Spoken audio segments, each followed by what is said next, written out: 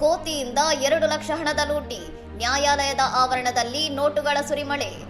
ಉತ್ತರ ಪ್ರದೇಶದ ಬುಲಂದ್ಶಹರ್ ಜಿಲ್ಲಾ ನ್ಯಾಯಾಲಯದ ಹೊರಗೆ ವಕೀಲರೊಬ್ಬರು ತಂದಿದ್ದ 2 ಲಕ್ಷ ನಗದು ತುಂಬಿದ ಚೀಲವನ್ನು ಕೋತಿಯೊಂದು ಕಸಿದುಕೊಂಡು ಪರಾರಿಯಾಗಿದೆ. ವಕೀಲರ ಕೊಠಡಿಯ ಹೊರಗೆ ನಿಂತಿದ್ದಾಗ ಇದ್ದಕ್ಕಿದ್ದಂತೆ ಎಂಟ್ರಿ ಕೊಟ್ಟ ಕೋತಿ ಕ್ಷಣಾರ್ಧದಲ್ಲಿ ಚೀಲವನ್ನು ಕಿತ್ತುಕೊಂಡು ಬಳಿ ಇದ್ದ ಬೇವಿನ ಮರದ ತುದಿಗೆ ಹತ್ತಿದೆ.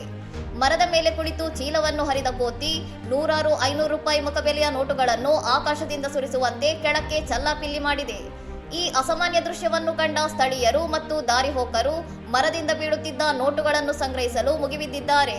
ಇದು ಅಲ್ಲಿ ಕೆಲಕಾಲ ಗೊಂದಲದ ವಾತಾವರಣ ಸೃಷ್ಟಿಸಿದೆ.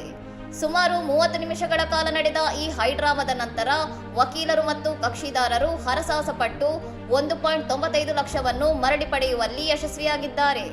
ಕೋತಿ ಎಸೆದಿದ್ದ ಒಟ್ಟು ಮೊತ್ತದಿಂದ 5,000 ಹಣ ನಾಪತ್ತೆಯಾಗಿದ್ದು, ಇತ್ತೀಚೆಗೆ ಬಾಲಿಯಲ್ಲಿ ಪ್ರವಾಸಿಗರ ವಸ್ತುಗಳನ್ನು ಕಸಿಯುತ್ತಿದ್ದ ಕೋತಿಗಳ ಪ್ರಕರಣಗಳಂತೆ ಈ ಘಟನೆಯು ಈಗ ಸಾಮಾಜಿಕ ಜಾಲತಾಣದಲ್ಲಿ ವೈರಲ್ ಆಗಿದೆ.